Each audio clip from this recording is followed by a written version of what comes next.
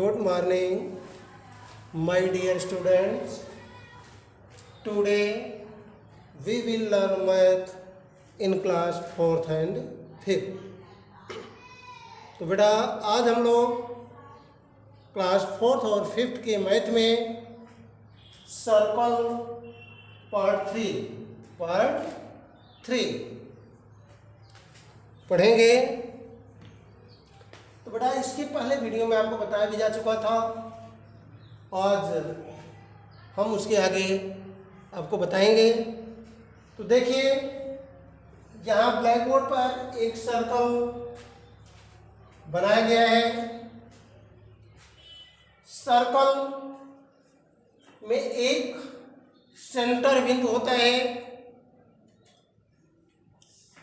एक सेंटर बिंदु होता है। इस बिंदु से सर्कल के प्रत्येक बिंदु की दूरी, प्रत्येक पॉइंट की दूरी सदैव बराबर होती है।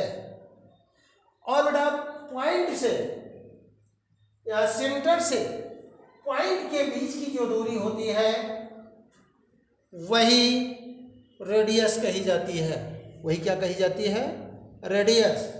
सेंटर से सर्कल के किसी भी बिंदु के बीच की दूरी वह रेडियस कही जाती है, वह त्रिज्या कही जाती है। तो देखिए यहाँ ओ ए रेडियस है। क्या है? रेडियस।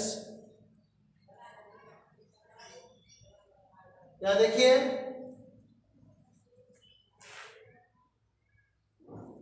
यह रेडियस है।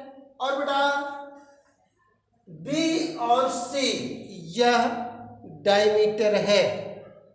जब कोई बिंदु अपने स्थान से चलकर सेंटर बिंदु को पास करता हुआ, अर्थात सेंटर बिंदु को वेधता हुआ आगे तीसरे बिंदु तक पहुंचता है, वही व्यास होता है, जिसको हम डायमीटर कहते हैं। कोई भी डायमीटर किसी भी सर्कल को 2 इक्वल पार्ट में डिवाइड करता है, 2 बराबर भागों में बांटता है। तो देखिए मैंने अभी बताया कि बेटा सेंटर से सर्कल की प्रत्येक बिंदु की दूरी सदैव बराबर होती है। तो ओ बी की जो बीच की दूरी है वही ओ और सी के बीच की दूरी होगी। इस तरह से जब हम ओ और बी को पढ़ेंगे तो यह रेडियस होगा और सी और ओ भी रेडियस होगा, और दोनों मिला करके डायमीटर होते हैं। इसीलिए कहा जाता है r equal to radius equal to D upon 2। Radius equal to D upon 2। यहाँ देखिए आपको इसके पहले भी फॉर्मूले बताए गए थे कि circumference of the circle equal to 2 pi r. 2 pi r, pi का वैल्यू 22 अपॉन 7 होता है। 22 अपॉन 7 होता है। इस तरह से area of the circle equal to pi r square. Pi r square 22/7 multiply r का स्क्वायर। डायमीटर इक्वल टू, अगर रेडियस दिया गया है, डायमीटर निकालना है, तो बेटा हम क्या करते हैं? Radius multiply 2, radius multiply 2 equal to diameter. अब देखिए क्वेश्चन एक है, circumference of a circle is 66 cm। एक वृत्त जिसकी परिधि 66 सेंटीमीटर दी गई है। फाइंड द डायमीटर, डायमीटर निकालना है। डायमीटर निकालना है। तो बेटा सरकमफ्रेंस के लिए आपको दो फार्मूले बताए गए थे, 2πr और पाई डी गुणे पाई।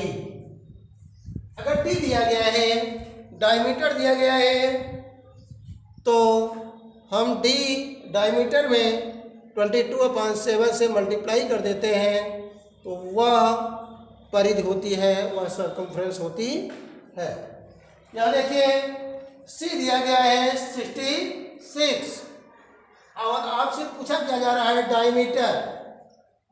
तो अभी आपको मैंने बताया कि पाई गुणे डी या डी गुणे पाई। तो बेटा 22/7 गुणे डी इक्वल टू 66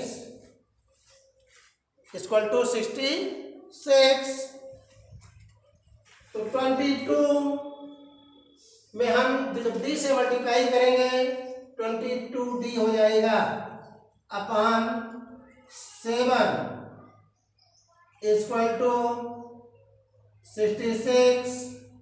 तो बेटा 22d इक्वल टू 66 मल्टीप्लाई 7 तो d equal to 66 multiply 7 upon 22 3 जा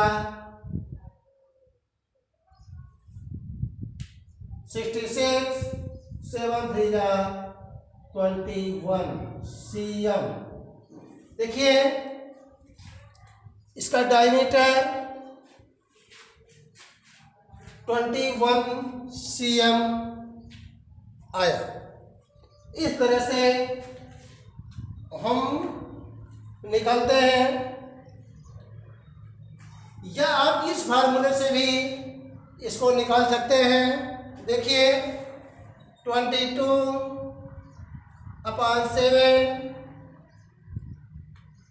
फार्मूला क्या है 2πr, तो 2 मल्टीप्लाई 22/7 पाई का वैल्यू होता है मल्टीप्लाई r इक्वल टू 66। 22 में हम 2 से मल्टीप्लाई करते हैं, 24 में r से मल्टीप्लाई करते हैं, 22 मल्टीप्लाई 2 इक्वल टू 44। r से मल्टीप्लाई किया 44 r upon 7 equal to 66। 44 r equal to 66 multiply 7 r equal to 66 multiply 7 upon 44। तो बेटा 11 से 11 4 जा 11 6 जा इक्वल टू 7 6 जा 2 2 जा 4 2 3 जा 6 21 अपॉन 2 इक्वल टू 10.5। ये आपका रेडियस निकला।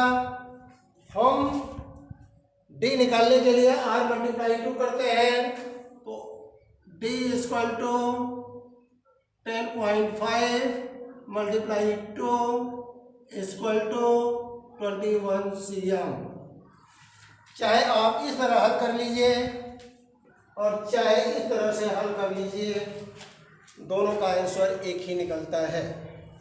लेकिन बेटा जब आपके क्वेश्चन में आर दिया गया हो या डायमीटर दिया गया हो,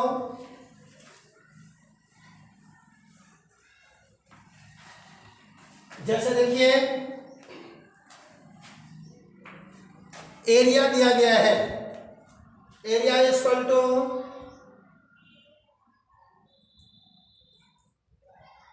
150 154 cm स्क्वायर। अब देखिए सिर्फ एरिया दिया गया है, अब हमको और निकालना है। क्या निकालना है? और मीन्स रेडियस। रेडियस निकालना है तो हम कैसे निकालेंगे? तो बेटा एरिया का फॉर्मूला होता है pi r square. Pi r square equal to 154 cm square. 154 cm square. तो बेटा पाई का value 22/7 multiply r square equal to 154 cm। अब बेटा हम 22 में 8 से मल्टीप्लाई करेंगे, ये हो जाएगा 22 r square upon 7 equal to 154 cm। अब आगे देखिए 22 r square equal to 154 multiply 7 r square equal to 154 multiply 7 upon 22। 22 से 154 डिवाइड हो जाएगा 7 जा, इस तरह से 7 7 जा 49। अब आर स्क्वायर इक्वल टू बेटा r square equal to 154 r equal to, अब देखिए यहाँ पर आर स्क्वायर है, r square equal to 154 r equal to under root 154। यहाँ बेटा 154 का स्क्वायर रूट निकालना होगा, वर्गमूल निकालना होगा। सॉरी 154 नहीं है, 49 है। 40 यहाँ देखिए 49 आया है, और equal to under root 49 equal to 49 का हम स्क्वायर रूट निकालेंगे तो 7 7 जा 7 1 जा इक्वल टू 7।